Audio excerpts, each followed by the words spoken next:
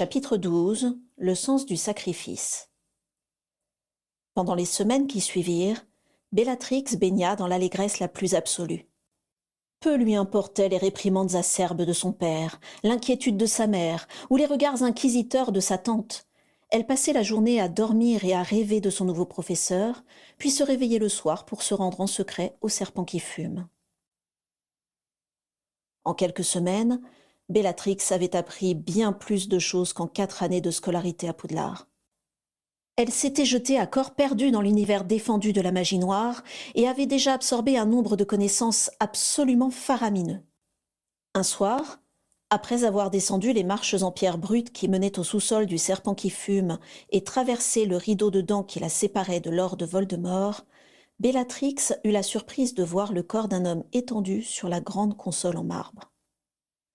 À en croire sa peau verdâtre et son immobilité parfaite, il était mort depuis quelque temps. Voldemort se tenait juste à côté de la console et regardait le cadavre avec attention. Quand Bellatrix entra, il leva les yeux et la fixa pendant un long moment, comme pour évaluer à quel point elle était digne de sa confiance. Bellatrix se concentra pour que son attitude se rapproche le plus de celle que Voldemort souhaitait voir, celle d'une élève ingénieuse, intrépide et surtout obéissante. Finalement, Voldemort prit la parole avec l'air de lui faire une immense faveur. « Bellatrix, te souviens-tu de ce que je t'ai expliqué ces dernières semaines sur la création d'Inferi ?» Bellatrix acquiesça avec ferveur. « Eh bien, nous allons avoir l'occasion de le vérifier, » dit Voldemort. « Je reviens dans quelques heures. D'ici là, c'est à toi de faire le nécessaire. » D'un signe de tête, il désigna le cadavre, et lorsque Bellatrix comprit ce qu'il attendait d'elle, elle fit de son mieux pour empêcher l'excitation de lui monter à la tête. Créer un Inferius était un exploit que peu de mages noirs pouvaient se vanter d'avoir accompli, et voilà que Voldemort lui proposait d'essayer. Elle ne s'était jamais sentie aussi valorisée. Dès que Voldemort eut disparu, Bellatrix s'attela à sa tâche. Elle se souvenait parfaitement de la procédure, d'autant plus précisément qu'elle avait demandé à son cousin Régulus de lui faire réciter les différentes incantations le matin même. En examinant le matériel dont elle disposait, Bellatrix fut confrontée au premier obstacle. Elle disposait d'un chaudron rempli de sang, mais malheureusement celui-ci était déjà un peu coagulé. Or, le procédé de création d'un Inferius exigeait que les pentacles et les runes soient dessinés avec du sang frais.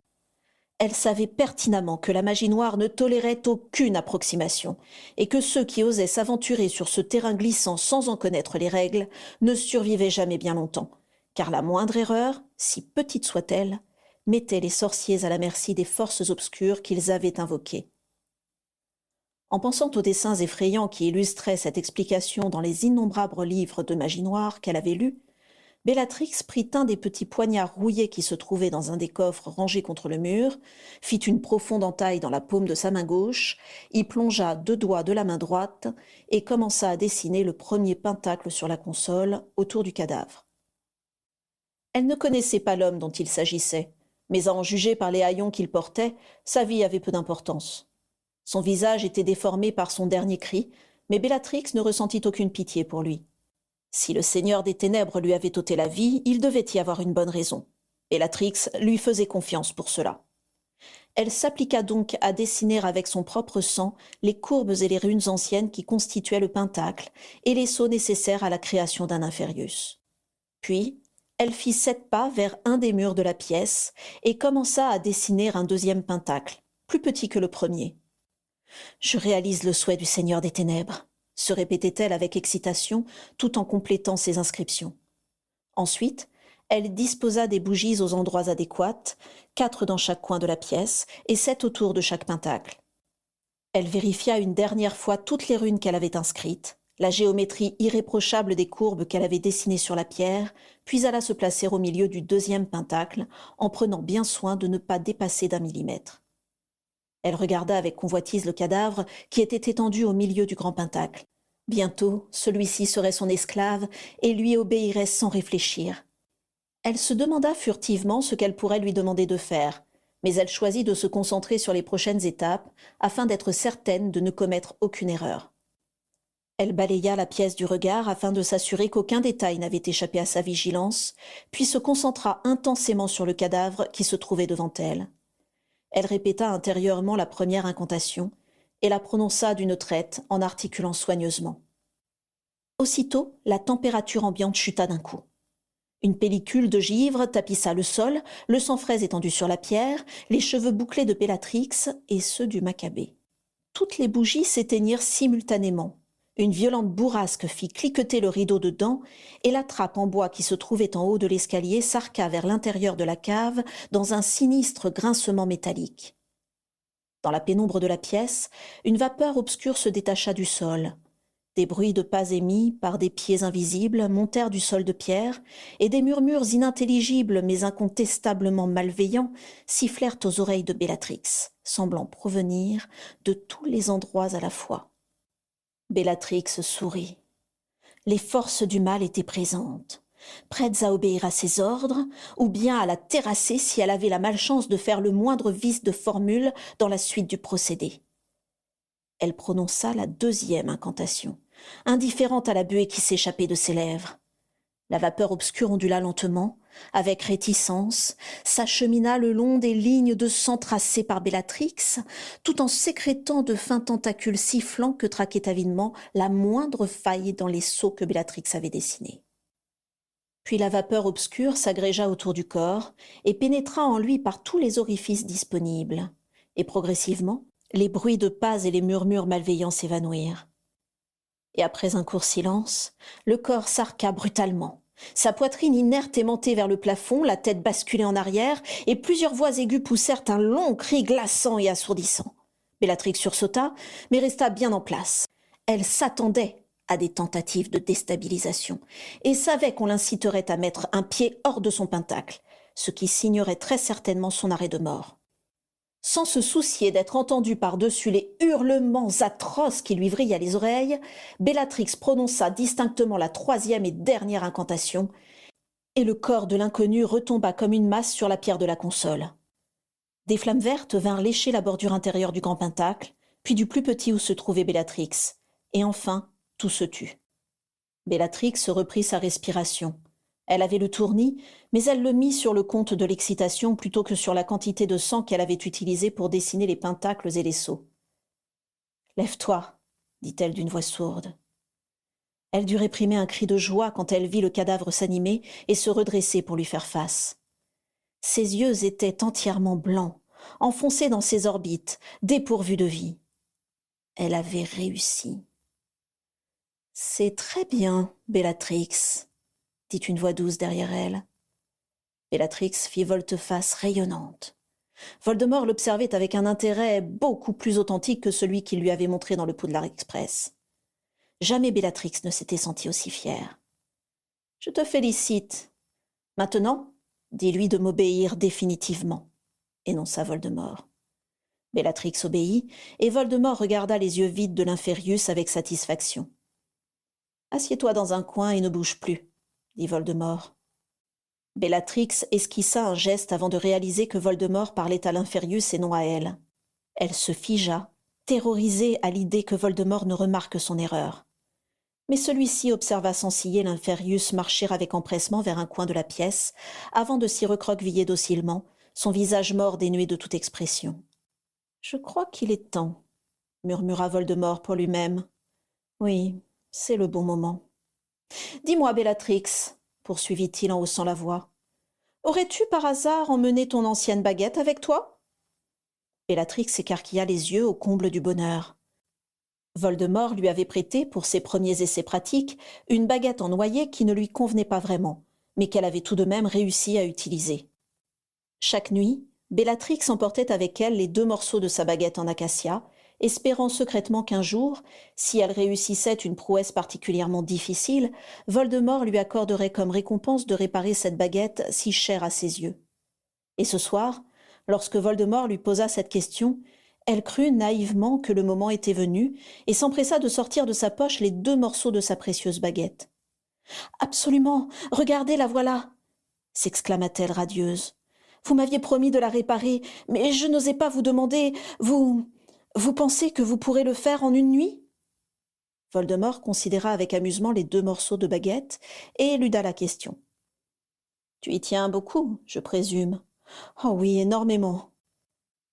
À nouveau, Bellatrix crut voir une lueur rougeoyer dans les yeux de Lord Voldemort, mais tout comme la première fois qu'elle l'avait aperçu, elle se dit que c'était un effet de son imagination. Très bien. Dans ce cas, jette-la dans le feu. Bellatrix s'arrêta aussitôt de sourire. Était-ce une plaisanterie? Mais elle ne sera plus utilisable, remarqua-t-elle d'une voix faible. Je le sais bien. Bellatrix resta interdite. Cette baguette était l'objet auquel elle tenait le plus, le seul auquel elle tenait vraiment en réalité. Voyant cela, Voldemort se leva et s'approcha d'elle à pas feutrés. « Je pensais que tu n'avais peur de rien, Bellatrix, » dit Voldemort d'une voix douce. Il la prit délicatement par les épaules, et Bellatrix sentit le trouble se répandre dans tout son corps. « Dis-moi un peu, à ton avis, qu'est-ce qui te différencie de moi? De vous? Nous sommes tous les deux talentueux, brillants, mais à ton avis, de quoi me suis-je débarrassé pour devenir aussi puissant? » Bellatrix pensa à de nombreuses choses, la lâcheté, la paresse, mais elle se doutait bien que ce n'était pas la réponse que Tom Jedusor attendait. Du doute, dit-il finalement. Cette petite chose infernale qui retiendra ta baguette au moment fatidique et qui t'empêchera d'atteindre le sommet de ta puissance. À partir de maintenant, Bellatrix, je vais te demander une chose difficile, celle de me faire confiance aveuglément. Est-ce que tu en es capable? Oui, oui, assura précipitamment Bellatrix, qui ne voyait pas bien le rapport avec sa baguette. Qu'est-ce qui pourrait te faire douter, à ton avis? Eh bien, tous ces liens qui t'entravent, toutes ces choses auxquelles tu accordes de l'importance, ce ne sont que des obstacles. Une seule chose doit compter désormais, notre quête vers le pouvoir. Il faut te débarrasser du reste. Si je te demande de faire cela, c'est pour être certain que tu seras prête à tout me sacrifier. Mais, maître, cette baguette... Quoi, Bellatrix? Tu y tiens? Elle a une valeur sentimentale? Elle te comprend mieux que personne? Oui, je le sais. Mais je suis certain que l'autre te conviendra mieux. Tu dois me faire confiance. Cette décision ne te rendra que plus forte. La mort dans l'âme, Bellatrix regarda les 2 morceaux de bois qu'elle avait dans la main. Voldemort descendit ses doigts le long du bras de Bellatrix et prit sa main couverte de sang séché qui tenait la baguette brisée. « Faisons-le, » murmura-t-il.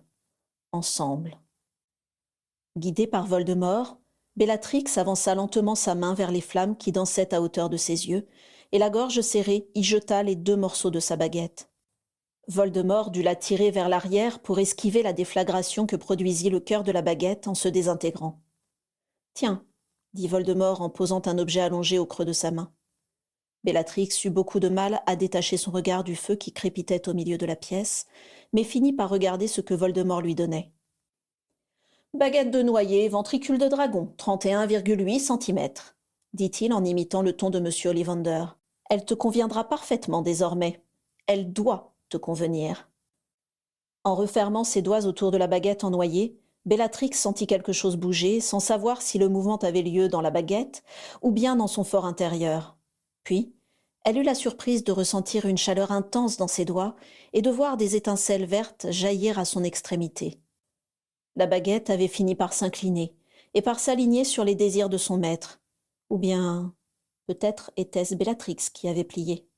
« Je te laisse, » dit Voldemort en partant. « Tu as bien mérité le droit de t'entraîner avec ta nouvelle arme. » Cette nuit-là, Bellatrix resta longuement devant le brasier, sa nouvelle baguette en main, à contempler les 2 morceaux de bois gémir et se consumer. De nos jours. Drago se réveille en sursaut. Il s'est encore endormi sur le petit bureau. Il masse sa nuque endolorie, se frotte les yeux et regarde autour de lui pour s'assurer qu'il est bien chez lui, dans le bureau calfeutré de la tourelle Est, et non dans le sous-sol du serpent qui fume, devant le feu qui consume la baguette de Bellatrix. Une aube farouche se lève sur le jardin envahi par les ronces. Maudit rêve. Quelle idée aussi de raconter cet épisode juste avant de s'endormir. Il se lève et se casse la figure par terre. Ses jambes ne répondent plus, engourdies après plusieurs heures de compression sur la chaise. Il attend une minute que le sang revienne jusqu'au bout de ses orteils, puis marche tant bien que mal jusqu'à la porte, malgré les picotements douloureux qui lui parcourent les mollets. Tous les matins, c'est la même histoire, râle-t-il intérieurement en descendant une volée de marches en colimaçon pour entrer dans la salle de bain. Il fait un brin de toilette, puis revient à son poste de travail. Depuis combien de temps n'est-il pas sorti de la tourelle Est? Il n'en a aucune idée. La neige continue de tomber, mais quel jour est-on? Quel mois? Drago ne sait plus. Mais après tout, qu'importe. Les jours se suivent et se ressemblent. Drago avance dans son travail, et c'est bien la seule chose qui compte. Drago revient au journal de sa mère. Il éprouve un certain malaise en lisant les premiers passages qui concernent Bellatrix. Lui ne l'a connue que des années plus tard, après 14 ans de captivité à Azkaban, et elle était déjà devenue folle alliée. Inconsciemment, dans l'imagination de Drago, Bellatrix avait toujours été ainsi. Il a donc été assez perturbé en découvrant dans le journal de sa mère une jeune fille qui, certes, était particulièrement séduite par les idées dominatrices de son entourage et ne vivait que pour défier l'autorité, mais qui était aussi fragile, gourmande et prête à se mettre en quatre pour défendre sa petite sœur. Quoi qu'il en soit, c'est un véritable soulagement pour Drago d'en avoir fini avec cet épisode. C'est un des plus glaçants, à son avis. La rencontre de Bellatrix et Voldemort avait eu des conséquences terribles. Certaines que tout le monde connaissait bien, puisqu'elles avaient touché l'intégralité du monde des sorciers. Mais il y en avait encore d'autres, dont Scorpius n'avait jamais été averti, et qui pourtant le touchaient de très près. Quant à Narcissa, à l'époque des faits, elle ne s'était doutée de rien et poursuivait sa scolarité à Poudlard. Elle se sentait toujours coupable du renvoi de Bellatrix et prenait donc souvent de ses nouvelles. Sa grande sœur l'avait immédiatement rassurée en lui racontant la rencontre inespérée qu'elle avait faite dans le train, puis avait évoqué des leçons de magie dans un endroit secret. Bellatrix lui écrivait qu'elle ne s'était jamais sentie aussi heureuse, et Narcissa avait décidé de la croire. Elle ne soupçonnait donc absolument pas ni l'ampleur de ce qui se tramait, ni l'emprise que Voldemort commençait à avoir sur sa sœur aînée. Elle ne réaliserait cela que plus tard, trop tard. Tout comme la manière dont la baguette en acacia avait été détruite, qu'on n'apprendrait que des années après. Pendant ses 4 premières années de scolarité à Poudlard, Narcissa avait peu écrit, prise dans le tourbillon des cours et des découvertes. Dans son journal, elle évoquait son amitié avec Daisy, sa rivalité avec Carla Avery et Juliette Selwyn, ses succès dans l'ensemble des matières, à l'exception des potions. En tournant la page, Drago sourit et oublie, pour un temps, l'existence de Bellatrix et de Voldemort. Car ça y est, il arrive bientôt au passage qu'il préfère.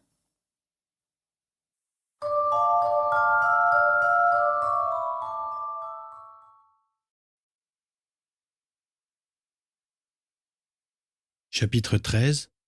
Les deux rivaux. Les gloussements réjouis d'Orion Black retentissaient jusqu'au dernier étage du 12 Square Grimoire. Devant lui, sur la table du salon, trônait une assiette mal terminée et un exemplaire de la Gazette du Sorcier datant de quelques jours et qui titrait à la une. Atteint d'une mystérieuse maladie, le ministre de la Magie, Nobby Leach, démissionne. C'est avec une émotion que nous apprenons aujourd'hui la démission de notre bien-aimé ministre, Nobby Leach.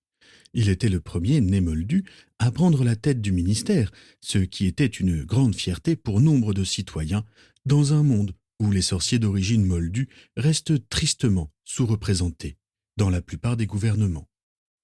Après une longue durée de convalescence, en raison de problèmes de santé d'origine mystérieuse, il a déclaré ce matin ne plus être capable d'assurer correctement le commandement du ministère et s'en remet ainsi à l'assemblée du Magen Magot pour désigner celui ou celle qui lui succédera.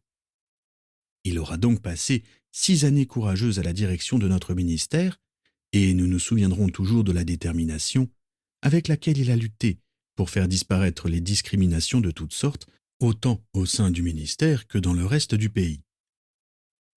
Malgré la bonne nouvelle que cette démission représentait pour la communauté des sangs purs, Orion l'avait accueillie de mauvaise grâce, car celle-ci donnait raison aux vantardises de son beau-frère et cousin, Cygnus Black.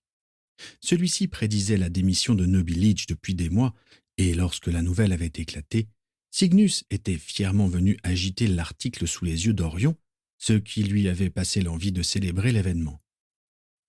Et ce soir-là, l'article qui causait tant de joie à Orion était celui qu'il tenait dans ses mains, taché de graisse, et qui datait du jour même. Eugenia Jenkins, élue ministre de la magie. Il y a quelques jours, nous déplorions la démission de notre ministre Nobby Leach. Pour lui succéder, 2 candidats se sont présentés devant l'assemblée du Magen Magot. Cygnus Black, défenseur des valeurs traditionnelles et partisan de l'intégration prudente des sorciers némoldus, et Eugenia Jenkins, qui dirigeait jusqu'ici le département de la justice magique. Les délibérations pour départager les 2 candidats ont duré plusieurs jours et le verdict est tombé ce matin. Eugenia Jenkins a été choisie par le Magen Magot avec une écrasante majorité des votes. Nul doute que le soutien publiquement apporté à Eugenia Jenkins par Nobby Leach, d'une part, et Albus Dumbledore, d'autre part, ont largement joué en sa faveur. Il faut ajouter également que plusieurs rumeurs accusent Cygnus Black d'avoir comploté avec Abraxas Malfoy pour chasser Nobby Leach de son poste de ministre. Ce qui, vous vous en doutez, n'a pas manqué de refroidir la sympathie du Magen Magot à l'égard de Cygnus Black. Celui-ci a eu beaucoup de mal à retenir sa colère lors de l'annonce des résultats. Nous rappelons à notre aimable lecteur que celui-ci avait été débouté une première fois par le Magen Magot il y a 6 ans de cela, face à Nobby Leach. Et déjà à l'époque, Cygnus Black avait eu du mal à digérer sa défaite. Orion exultait. Cela faisait des semaines que Cygnus lui rebattait les oreilles avec son avènement imminent au poste de ministre de la magie, et Orion trépignait d'impatience à l'idée de le remettre à sa place. Il était prêt à attendre jusqu'au bout de la nuit pour le voir rentrer, les épaules affaissées, la mine dépitée. Afin de l'accueillir dans les meilleures conditions, il avait même exposé en évidence sur la table l'article de la Gazette du Sorcier ainsi que la caricature grotesque que le hibou jacasseur avait fait de lui à l'occasion de sa défaite, avec une tête énorme et des chevilles enflées à éclater. Orion détestait beaucoup de choses et beaucoup de gens, la plupart de ceux qu'il connaissait en réalité, mais rien ni personne n'égalait son beau-frère. Depuis leur jeunesse, il avait toujours détesté ce cousin éloigné, ce coq d'une arrogance insupportable devant qui tout le monde se mettait à genoux. Mais la véritable raison de la haine féroce qui animait Orion, c'était que Cygnus avait fini par épouser Druella Rosier, la femme qu'il avait convoitée pendant des années, la seule personne qu'il eût réellement aimée. Car Orion avait aimé Druella de tout son être. Il l'avait courtisée durant toute leur scolarité à Poudlard, malgré un sale sang de bourbe qui lui tournait autour et que Druella semblait beaucoup trop apprécier. Orion avait surmonté son vertige pour s'engager dans l'équipe de Quidditch de Serpentard, simplement pour que Druella le remarque. Et puis, comme Druella ne pouvait décemment pas épouser le sang de bourbe qu'elle fréquentait à l'époque, Orion avait bien failli réussir à l'obliger à l'épouser. Et il aurait sans doute réussi s'il n'y avait pas eu cette bécasse de Véragoyle pour l'en empêcher. Alors, après un petit arrangement, les Rosiers avaient accordé la main de leur fille à Cygnus, et on avait prié Orion de se contenter de Walburga. Et rien, pas même les montagnes d'or accumulées dans les 3 coffres qu'Orion possédait à Gringotts, n'avait jamais réussi à guérir les blessures d'amour et d'orgueil que Druella Rosier avait laissées derrière elle. Dans ses rêves, Orion tuait son beau-frère chaque nuit. Puis le jour venu, il se contentait de prendre son mal en patience et attendait avidement le moment où il pourrait l'humilier publiquement et le voir soumis à ses ordres. Car ce jour-là, cela ne faisait aucun doute, Druella regretterait amèrement d'avoir choisi Cygnus, et malgré tout le mal qu'Orion lui avait fait, elle viendrait enfin s'agenouiller devant lui pour lui demander pardon.